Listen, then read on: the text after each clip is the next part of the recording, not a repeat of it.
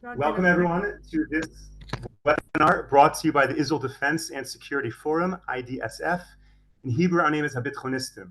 IDSF is a movement of reserve officers and operators from all branches of the Israel Defense Establishment who believe that strong national security priorities and staunch Zionism are necessary for Israel to be the eternal homeland of the Jewish people. Thank you to all of our viewers and supporters for tuning into these war briefings. It is very important to us at IDSF that we can share with you war updates and analysis about this war here in Israel, and that we can connect our experts with you in these very direct and candid briefings. We are joined today by Flor Hassan Nahum, Deputy Mayor of Jerusalem and Israel Special Envoy for Innovation, and Danny Seaman, former Director of the Israel Government Press Office. Thank you both so much for joining us today. General Avivi is not able to join us for this briefing, but will be back with us on Monday at 10 a.m. There was really a tragic terrorist attack in Jerusalem this morning. Flor, are you able to share with us what happened and what the current state is right now? So unfortunately, this area, this Trampiada, we call it, it's essentially a bus stop, which is just at the exit of the city, has been the focus of numerous attacks now.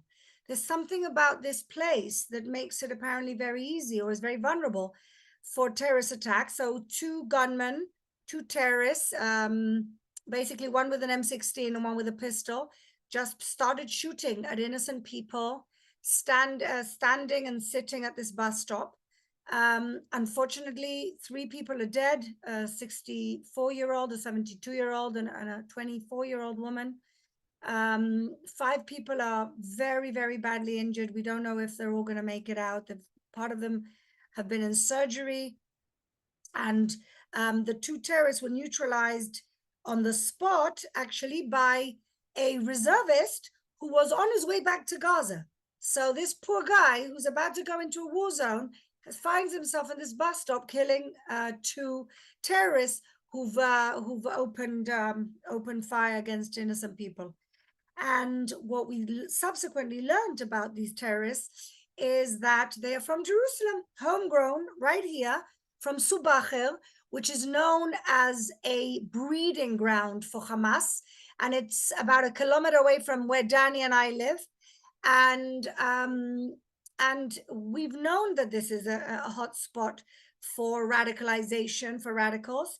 One of them spent 10 years in jail, and they both apparently identify with Hamas. So this is what's happening to us in the middle of a ceasefire. So-called. So has Hamas taken responsibility for this? How do these people connect with Hamas? They're in Jerusalem, Hamas is in Gaza. How does that connection happen? I find it hard to believe that Hamas is busy right now. So I find it hard to believe that they activated this type of thing. It was probably lone wolves inspired by Hamas, or with a local Hamas chapter, or with a Hamas chapter emanating from Judea and Samaria. I don't think it's coming out from orders from Qatar or Gaza. I think they're busy with their own, annihilation attempts. So I would tend to think that it's just 2 guys who are part of some local Hamas chapter and who decided maybe with local leadership to do this. Are you able to elaborate a little bit on what that means, that there's this hot spot of terrorism in Jerusalem, and what is being done about it? So basically, for the most part, to give people context, Jerusalem is the largest city in the country. So the whole country is about almost 10 million people. Jerusalem is 1 million people. We're also the most diverse city in the country. What do I mean by that? In the whole country, there's 20% Arab population, and Jerusalem is 40%. 40%. In the whole country, it's about 15% Haredi, 14% Haredi.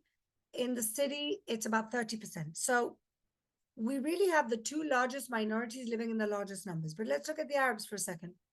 Most Arabs are living and working side by side with Israelis here in Jerusalem. And more than that, in the last 10 years, there's been a marked difference in the attitudes of Arabs in East Jerusalem. None of them have become Zionists, but many of them have realized that the salvation is not coming from the Palestinian leadership. Boker Tov, as we say here. It's not coming from the Palestinian leadership. And therefore, they've decided to take advantage of the bridges that we've been trying to build, of the opportunities that the city leadership gives them. And we see more and more Arabs in universities, in Israeli universities and colleges. We see more and more Arabs in, in public spaces, same places that Jews used to go to. More than 10 years ago, the life was very segregated. It's not like that anymore. In the city of Jerusalem that employs 11,000 people, there's a big proportion that are Arab workers. And like I say, we work side by side. And most people just want to live normal lives. But within all of that, we have a major problem. And this is something that I blame ourselves for.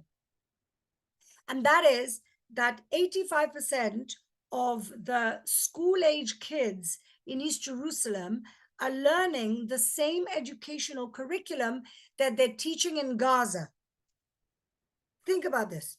The same curriculum of UNRWA that UNRWA has accepted, is the Palestinian Authority curriculum, accepted by UNRWA, which is paid for by the entire world, but also present in the city of Jerusalem in 85% of the schools. In the last 5 years, we've tried to incentivize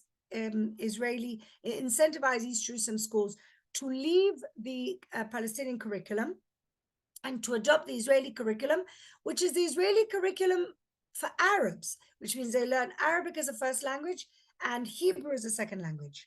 And we've moved the needle from 92% that were learning the Palestinian curriculum to 85%. But it's not good enough, because the Palestinian Authority curriculum teaches hatred, glorifies martyrs, that's their big role models, tells children, is obsessed with the right of return, which means that there's no two-state solution here. It's all about everybody will return and all the Jews will be thrown to the sea. They're very specific. Israel doesn't exist in any of their maps. We talk about Tel Aviv, Haifa doesn't exist.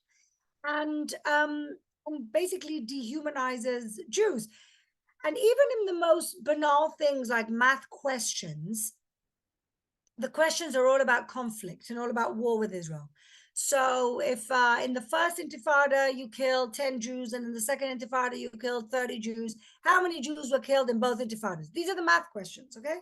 Now, I went around the world when I found this out, when I became deputy mayor.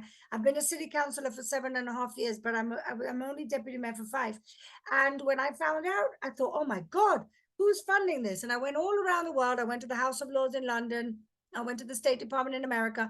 And I said, I said, don't stop funding UNRWA, but at least fund it on condition that they change their curriculum to one of peace, which, by the way, was an Oslo Accord commitment, okay? And when I got back, I realized that the biggest funders in East Jerusalem of that curriculum is us, the Israeli Ministry of Education, that pays for the salaries of these teachers, and that is essentially paying 80% of the curriculum of 85% of these schools that are teaching their children to hate us. And I mean, there are people who've been fighting this for years, like David Bedin, like people from the Palestinian Media Watch, lots of people, and Impact SC have done so many reports on this. I'm not the only person talking about this. And every time we get close to trying to change something in Israel, somehow the security services get involved and say, no, don't touch it, don't touch it. So I decided that I wanted to lobby the Knesset to make a law that Israel cannot fund anything. I mean, it would seem obvious and intuitive, right? Israel can't fund anything that that teaches kids how to hate us and kill us, and Israel's doesn't have a right to exist. And I mean, and there are committees now in the Knesset talking about it. I don't know how close it is. MK Amit Halevi took over from me. I'm not a member of Knesset. I'm in the city hall. And he's taken over, and I don't know how much advancement, but this is something that if one small thing should come out of this horrible nightmare we're living through, is zero tolerance to funding or allowing anybody else to fund a curriculum of hatred, because even we kick the can down the road and look what happens. The kids now, we left Gaza in 2005, and the 18-year-olds that have never lived under Israeli occupation in Gaza still hate us and think we're the worst thing in the world. So I think that everybody, including UNRWA, the UN, the countries that support UNRWA, but in East Jerusalem, only in East Jerusalem, it is also funded by the Ministry of Education. Wow. I mean, if that's how they're being educated, there's no hope. In terms of the Arabs living in East Jerusalem, can you just please clarify for us? Yeah. They're Palestinians, they're Israeli citizens with the Teudat Zehut, and if they're Israeli citizens with the Teudat Zehut, can they be in a school that is run by the Palestinian Authority? How does that work? So that's a good question, Moshe. And I think there's a lot of confusion about what the status is of the different types of Palestinians. So I want to make some order. So you've got the Arab Israelis who are citizens, full citizens, 20% of the country, heads of banks, judges. We are not a racist country. We are an inclusive country. They in their schools, they have Arabic as a first language, Hebrew as a second language. Most of them want to live in peace side by side, and most of them would never want to be part of any type of Palestinian future state or any type of autonomy for the Palestinians. That's the Arab Israelis, full citizens and passport, like all the rest of us. Okay. Then you have the Jerusalem Arabs. Some people call them Jews and Palestinians. I call them Jews and Arabs because many of them don't want to be called Palestinians. So the Jerusalem Arabs that live in East Jerusalem, before 1967, okay, between 48 and 67, were living under a Jordanian illegal occupation that came out of the 1948 war that, of course, we didn't start. We never start any wars. After 1967, many of them actually had Jordanian citizenship at that point. And in 1967, Israel annexed the East and West Jerusalem. We reunified our holy eternal capital. And all those Arabs were given the option to become Israeli citizens, full-on Israeli citizens. Only 10% of them exercised that right. 90% of them remained Jerusalem residents. Now, what do Jerusalem residents don't get, that Israeli citizens get? Nothing except one thing. They cannot vote in national elections. So Jerusalem Arabs who are residents, and that's about 85-90% of them are residents and not citizens, can have everything except vote in a national election. Okay?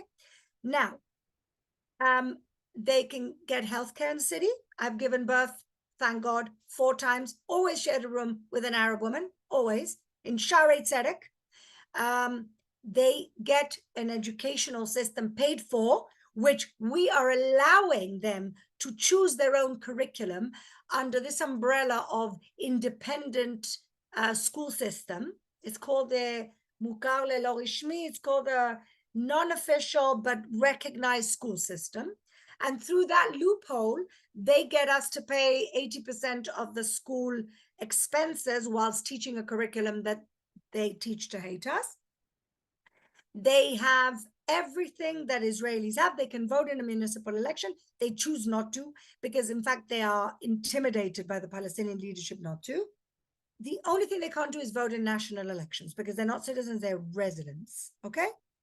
But in the last 10 years, yes, somebody's asking, do they pay taxes? Absolutely. They pay taxes, they pay city taxes, and I mean, I'll talk about a few things.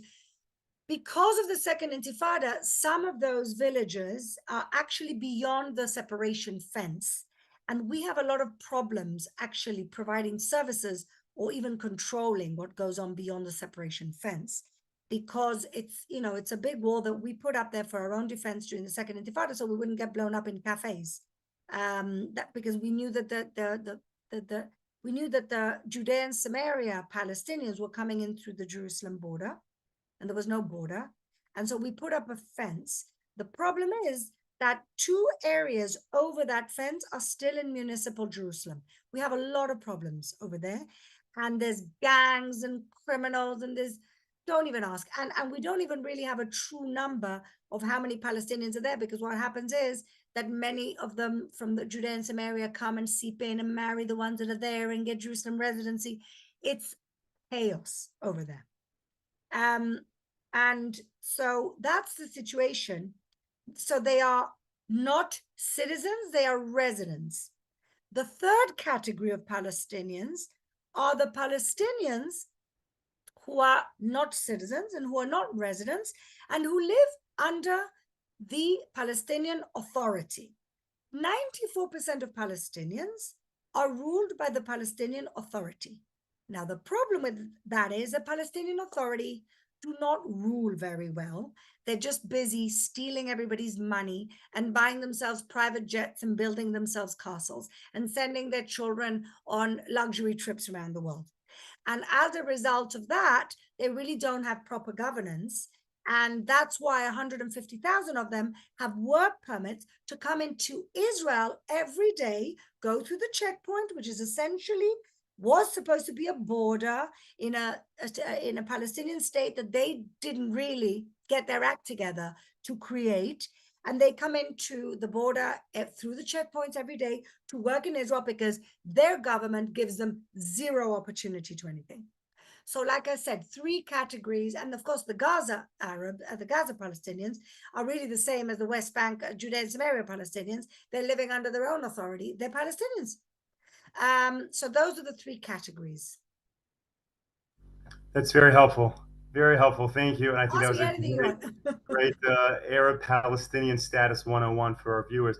I want to bring Danny in for a second. Danny, you're also in Jerusalem. And on these briefings for many weeks now, we've been discussing the war in Gaza, what could happen up north with Hezbollah, Iran, Yemen. So my question, Danny, for you is, given what happened this morning in Jerusalem, do we think there's a real chance that things can erupt within the Arab population, within Israel, the Palestinian population, within Jerusalem, and that's going to be another front potentially of this war? What are your thoughts on that, Danny? It's already a front where there are already daily incidents occurring, and it's been going on like that for months now. Only the focus has shifted from Judea and Samaria, from Jenin, from Tulkarem, from Shechem, Ramallah at times, shifted to Gaza and to the north. But now we're operating there with a greater degree, not only of urgency, but if previously we were reluctant to use full force and in many occasions even endanger the lives of our own troops. Right now, they are using things that we haven't used since the Oslo War, as they called it, the Intifada back 20 years ago. And they're using aircraft and unmanned aircraft and taking out, just yesterday, they took out the commander of the Jenin refugee camp, was a member of the PLO, by the way, and took out, he was operating the camp. And there's really no difference between Hamas and the PLO. And Jibril Rajoub himself, who's a ranking member of the PLO, said it himself, that they are very supportive of what happened on the 7th of October, and they would support it, and they would do it if they could. So it's ongoing. It's ongoing, and this has been a situation for a long time, because the PLO not only cannot control the area, they don't want to. And they want this to happen. The whole concept right now is to have Israel bleeding and engaged in a war of attrition to go on for as long as possible, to weaken us economically, to weaken our resolve. All I can say is that's not going to happen, because the Israeli public today, after the 7th of October, is in a totally different mindset. We realize what needs to be done, and I saw the questions that were asked here. Don't worry, even if the government is weakened, and it's not, just so there's no misunderstanding, the public here will not let that happen. And today, Henry Kissinger passed away. He was one of the fixtures in the American State Department for a very long time.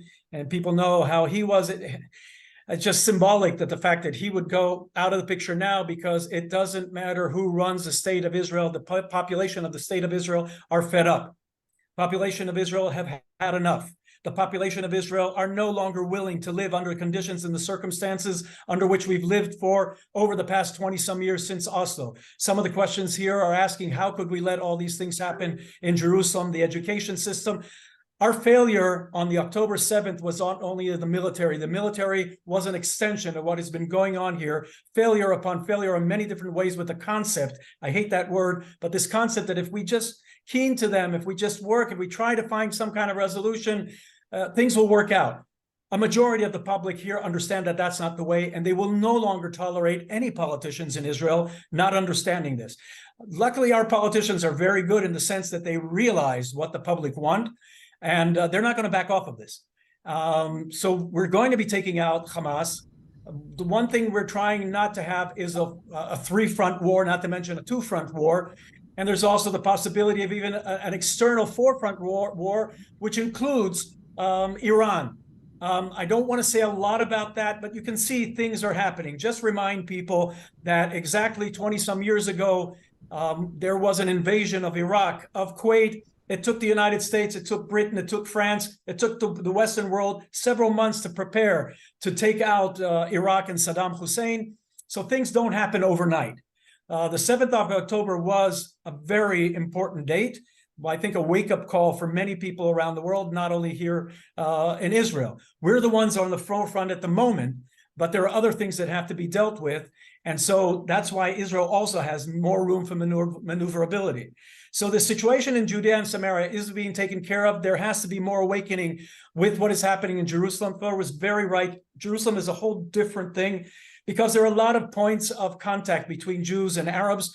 A lot of the Arabs, they can't say it openly, but they much prefer. Just the fact that Fleur mentioned that, before I forget, Fleur, somebody asked, how can they contact you and how can they follow you? Just put my handles on. I'm I haven't seen active that. on Good. social media, so you can follow Excellent. me.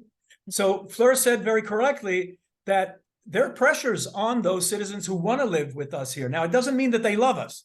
And anybody who lives in Jerusalem knows that we may not love each other, but we get along. And that's maybe a very important thing. Now, I'm not using that as an excuse to say, oh, yeah, let's all sing Kumbaya, my Lord, and live together in harmony. No, we're very aware of the situation here. So these things happen. It's part of the life in Jerusalem, but we are going to be taking out those elements.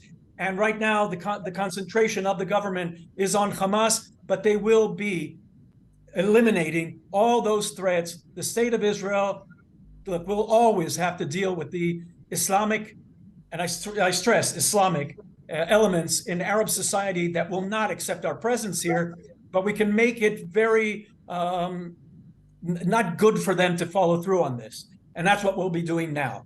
And it's going to take a while. These things it took a long time to get to this kind of situation by some of the many mistakes that we did here on Israel, and it'll take time to correct those mistakes. Thank you so much, Danny. We're going to switch gears for a moment because, Fleur, you were the first Israeli official, I hope this is correct, to land in the UAE once the Abraham Accords were signed. So my question to you is, are the Abraham Accords helping at all during this war in Gaza?